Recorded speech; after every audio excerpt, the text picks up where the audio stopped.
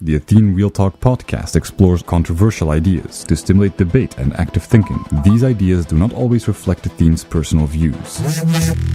Welcome to the Athene Real Talk Podcast. He has been called the best gamer in the world, hands down. World-famous gamer and philanthropist Athene. Gaming for Good, it's called, has raised more than $20 million.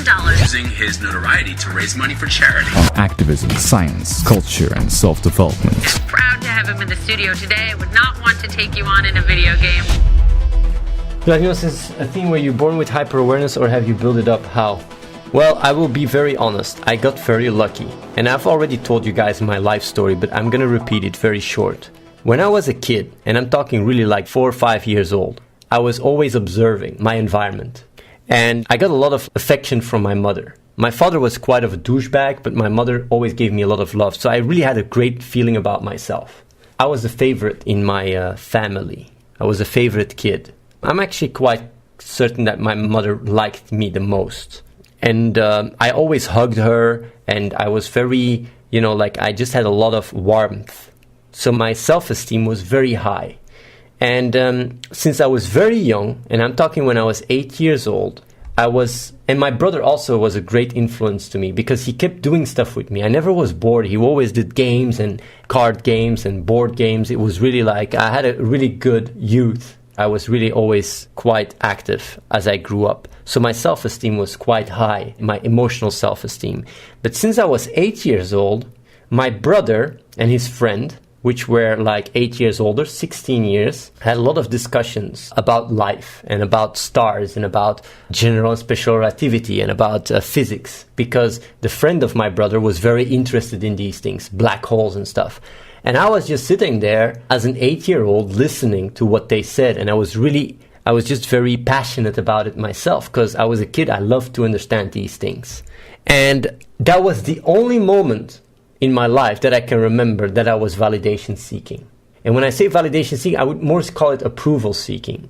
I talked about these things and I thought it was important that what I said was not completely dismissed and seen as stupid. But since I was quite a more smarter kid, I was always the best in my class as well. Like the things I said were really interesting. And as a result, it gave me a strong drive to figure things out and to think about these things, to think about space-time and stuff. And that's when I was not even 10 years old. But back then there was no Google or phones or shit. This is really an old time. So the ideas were mainly in the room, and I was just debating about these things and thinking about these things in a very simple way. But still, it was, for me as a child, it was extremely satisfying. So I got a lot of even more self-esteem from that. But as I grew older, when I was 10 years old, I felt really the need to be waterproof, because I didn't like to be wrong. I didn't like to have flaws. I didn't like to be inconsistent. And that's why I said science and logic and reason is really important. And it's mainly because of the talks with my brother and his friend that I was so scientific oriented. I didn't get pushed to another direction or anything. So as a result, I was really very scientific, very logical, very rational, and at the same time, I had very high self-esteem. So now, I wanted to start, I had a lot of existential questions, and I went to pursue to find answers. So when I then became 11, 12, 13 years old, I was also, much into gaming back then, and I really liked to get approval from video games, to break video games. And video games back in the days, they were not like the games today. They were not just fucking casual bullshit. It was really hard. But I kept just completing games and was really extremely good at it. And it also added a lot to my rational thinking, my problem-solving thinking, and to my ability to really be, feeling really good about myself. So these are all things that really contribute to very, very, very strong self-esteem. Then on top of that, and this is when I was 11 and 12 years old, by the way. And I remember it. The 5th and 6th grade in elementary school, I started corrigating teachers. When they were doing math and stuff, I was corrigating them. And I just started asking more questions. And from there on, from when I was then 12, when I went back from elementary school to high school? What do you call it? I just started to think very different than people. But when I say different is, I didn't really get influenced so much by social conditioning, because I was quite isolated. I was thinking a lot, and I was always trying to figure out how to answer these existential questions that I had. So I was quite existentially focused, and I loved science. I have to say, when I was in high school, I was a bit thinking about girls, but it was not that bad. I was still young. Then when I was 14, I remember my mother always saying like, yeah, you're going to hit puberty, and when you are hit puberty, you're going to be a problem child and stuff. That's what happens with everyone. And I was always like, no, but it's not going to happen with me. It's going to happen with me. But when my puberty hit, rather than having identity and ego, I just became a lot more selfless because I had a very high self-esteem. And I didn't need validation anymore. I had enough approval. I went through enough approval. By the time I hit puberty, I didn't need anything more, and I wanted to help. And around my 14-year birthday, the reason why I know that I was selfless back then is because I asked my mother for my birthday to stop smoking. And since then, for 3 years, I've asked her to stop smoking. And when I turned 18, I asked her since then just to be happy. That's the best present she could give me. I wasn't wanting, I wanted to give. And since 14, I was already wanting to be active, more activist oriented. I talked a lot about things with friends, and we thought about things, and it was more like a lot of intellectual masturbation. Although, yeah, it was a bit intellectual masturbation, but more in a big part, it was trying to figure out how to have an impact. And by the year of 16, when I hit 16, I started becoming actually active in political movements and such, and organizations. I started going to meetings and like really heavily look up to it. And the problem was that when I was doing that, I really met people and they were just flawed. Like their logic was flawed, their thoughts were flawed. But I was already in a very strong position of knowing what I want and having good insight in my reasoning and such. Although back in the days I was more thinking in black and white, but it quickly shifted because I started getting into quantum mechanics. Even during the school, when during chemistry and physics, when teachers were talking about drawing balls on the board and stuff, I was telling them, but this is not accurate. Like it's quantum mechanics and this and that. And they were like, yeah, but you will learn that in university. But I was 17 years old and I was talking to teachers about that.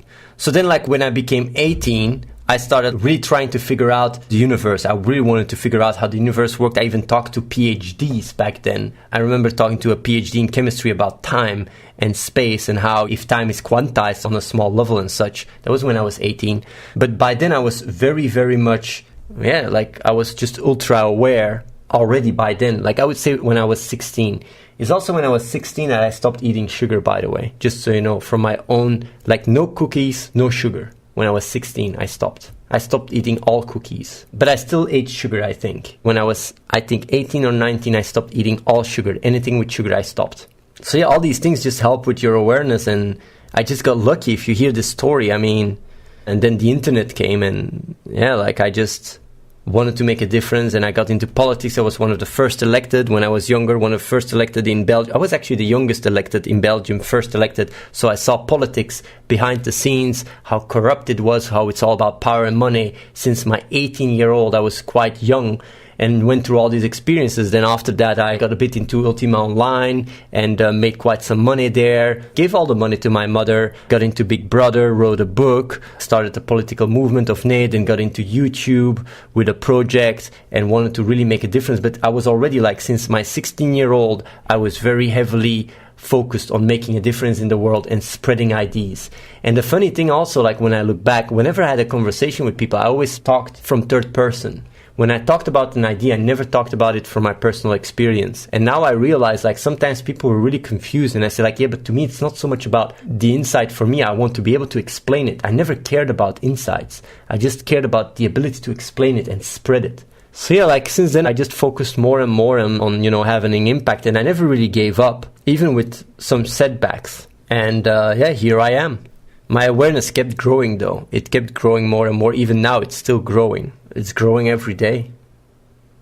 Matrakilho says, I asked this on stream, but Reese said I had to pay. Why care if the planet or even the human race is going to be extinct eventually?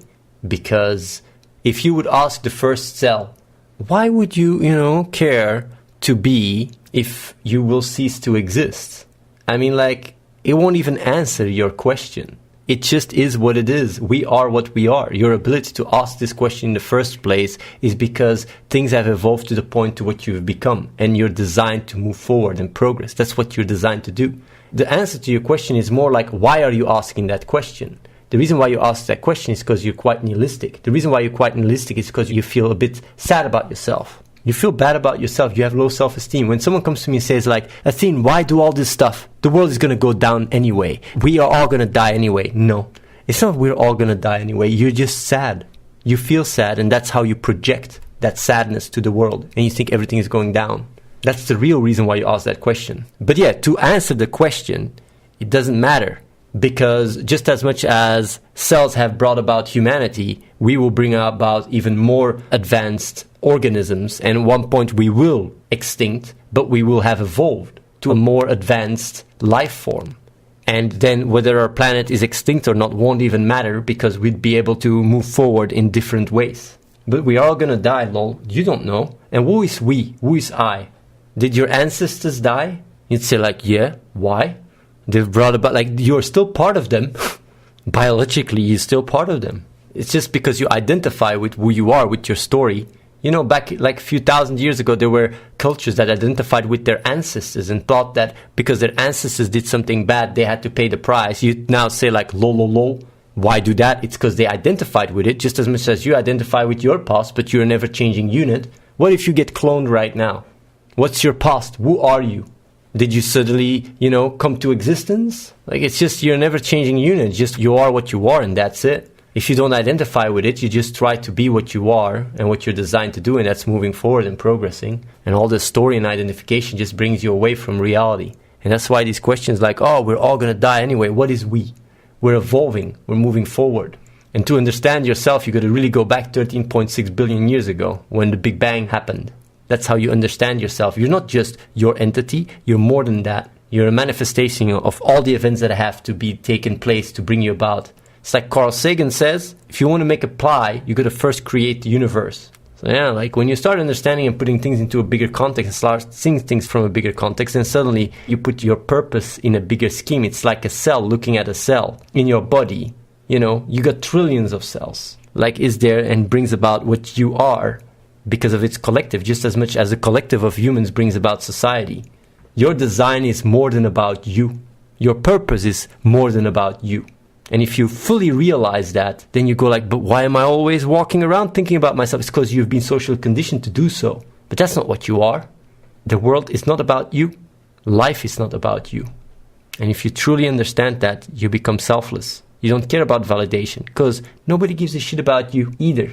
You're just part of a bigger picture, and being most in line with that allows you to be most fulfilled because that's how you evolve to become. So what's the purpose of life? Please explain. Job 91. The purpose of life is to do what you're designed to do. And doing what you're designed to do means understanding what you are. Understanding what you are means understanding evolutionary biology and understanding how the brain works. Understanding evolutionary biology and understanding how the brain works brings about understanding that what we are is evolution. We evolve. We move forward. And that's what our design is to do. Using our knowledge to move forward as effective as possible. And there's a clear direction between stardust and what you are. Betke says, why pain? Why worthless? I guess we have different meanings of nihilism. No. You don't understand what I'm saying. When someone wants to think nihilistic, it's because the way the brain works is you have these core primitive emotions. And then as you grow up, they become channeled intellectually. And someone that has very low self-esteem and feels worthless likes to be more attracted to ideas and theories about what is most in line with his emotion. If you feel very low self-esteem and very worthless, nihilism is an attractive idea to believe in because it aligns with your emotional state. And then you backwards rationalize and say, oh, that's how it is, but that's not how it is. It's because you are backwards rationalizing your state. And that's why I'm giving a psychological answer, because the question about nihilism is more about the reason why you even ask the question, the psychological reason, rather than the question, because the question itself is not what you really want an answer to.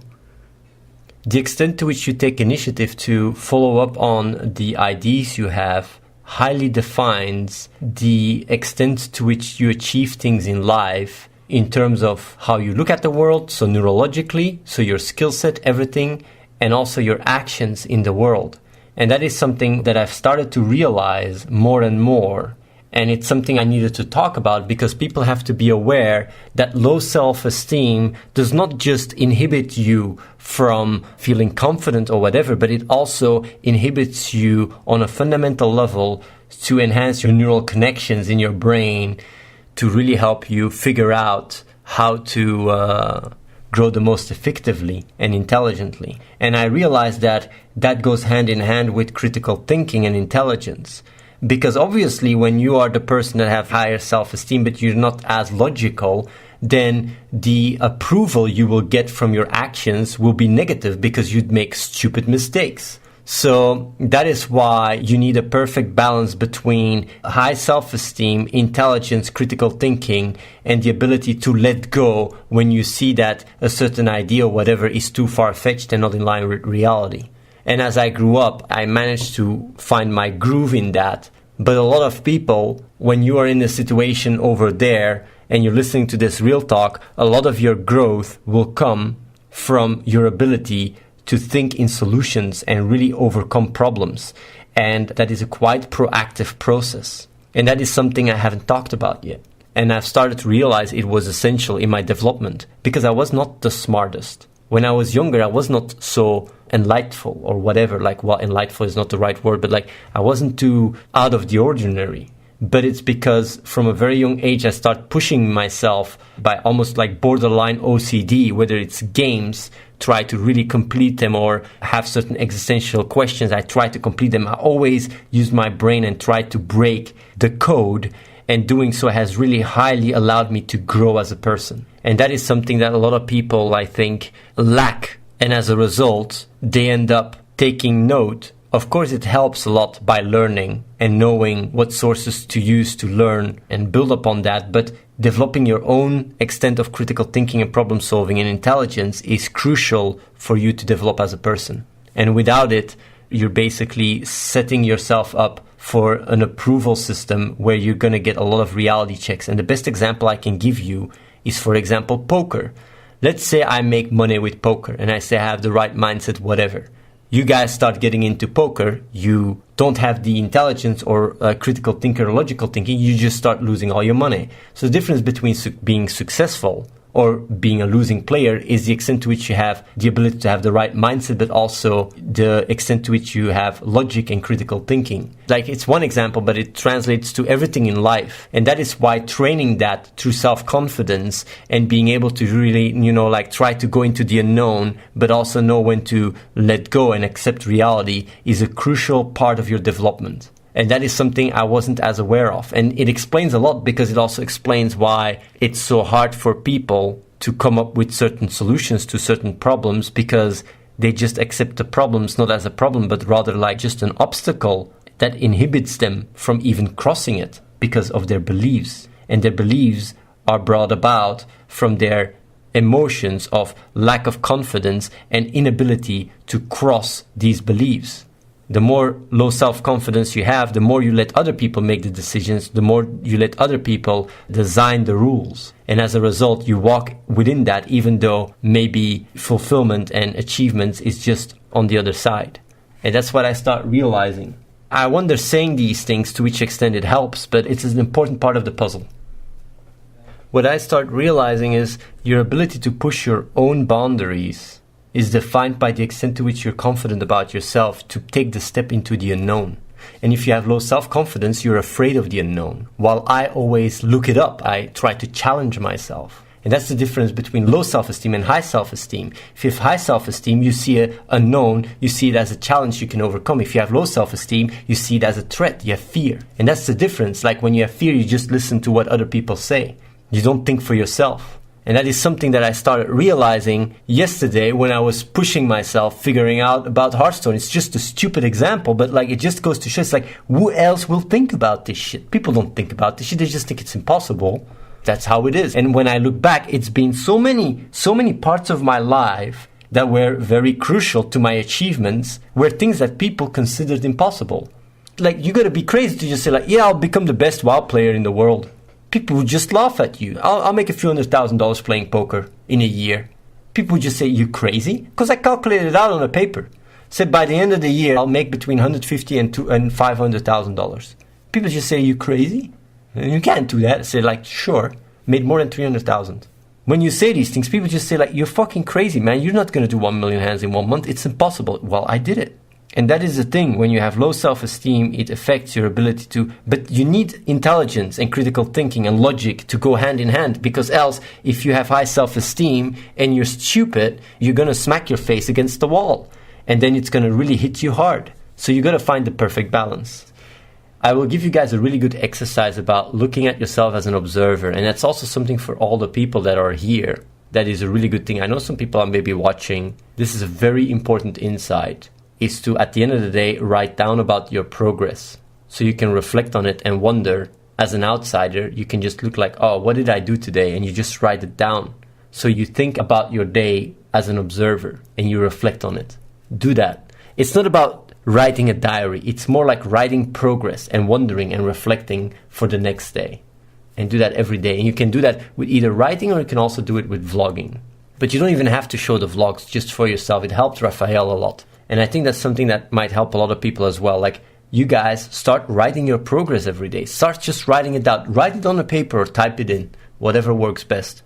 I also wanted to say something, and I don't know if this is going to help people, but I was looking outside when I was eating in the kitchen, and I was thinking, like, let's say you watch the stream right now, right?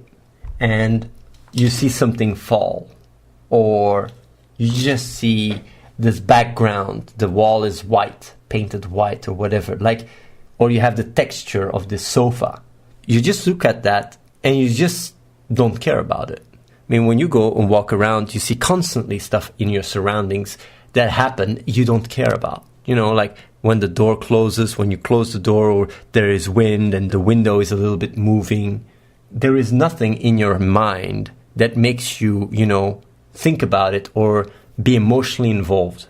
And I was just looking outside in the kitchen, when I was in the kitchen, and I saw like the floor, the ground floor with all the stones, and there was like plants in between trying to find their way between the stones. And I was like, it's funny that on one end, we can have such a normal acceptance to even nature in general and physical properties in our reality and look at it for what it is. But when it comes to humans or animals or whatever, things that are have more advanced cognitive capacities, that we suddenly become so more emotionally involved and start labeling things. And you know what's fascinating is to realize that there is no difference between the stone and the plant. In reality, on an essential level, there is no difference. Things just are. The plant just is. The plant just is and grows between the stones, because it's just what happens. When you look at biology and you really go to the molecular level and even to the atoms level, things just happen. And we are the ones that are trying to, you know, create a story around it and try to contextualize it. Yet, when it's about things that are further away from us, we have such an easy time accepting them. But then again, when it's about humans, we have such a hard time. And the funny thing is, if we want to understand reality for what it is to understand that we are not much more than a stone, not much more than the wind blowing. If we truly understand that, we can literally accept reality for what it is. And of course, that doesn't mean that you're going to just lie dead like a stone, but your will and your drive is brought about the same dynamics, the same laws, the same physics than the stone. The only difference is that we have advanced to such an extent that we manage to simulate and be able to calculate the odds of what is more likely or less likely to benefit us. But the emotional attachment to things puts us away from being able to see reality for what it is. And being fully aware of that allows you to just see things for what they are. And if a person is yelling at you, if you realize that it's not so much more than a rock falling and really like having a more complex fall, you just look at it for what it is and you try to think like, what is my best way of interacting with that can benefit me the most or benefit humanity the most? Don't know if people understand it. Maybe it's a bit too wise talk, too much zen, but it's a really interesting insight to have. And it's funny how answers to all your issues, to your attachments, is just right in front of you. It's like you can look at this hat, just accepting it for what it is and understanding it and feeling it and just experiencing it can actually give you more insights than entire books when you just see it. When you just look in front of you, you can learn more with what is right in front of you when you see it for what it is than going after knowledge and reading 1,000 books. Isn't that beautiful? Maybe I'm getting a little bit too deep here. ZoraHD says, the flower isn't just there, it's trying to adapt to its environment so it can survive. What you're saying there is an interpretation. It's not trying to adapt to its environment so it can survive. It just is. And being as a flower means adapting to environment so it can survive. But it just is. Just as much as you are, you just are as well. The only thing is you might, be confused about it, but you just are as well. No matter how you want it, that's how it is. So yeah, you can say no, it's trying to adapt to its environment and this and that. No, adapting to the environment and such is how it is. Just like if you realize that and you come to that understanding, you have a much better way of going about life and accepting things for what they are. It's like just when you look at it, completely detached perspective. Subscribe to youtube.com/AtheneWins. Watch the live stream at twitch.tv/AtheneLive and follow the real Athene on Snapchat.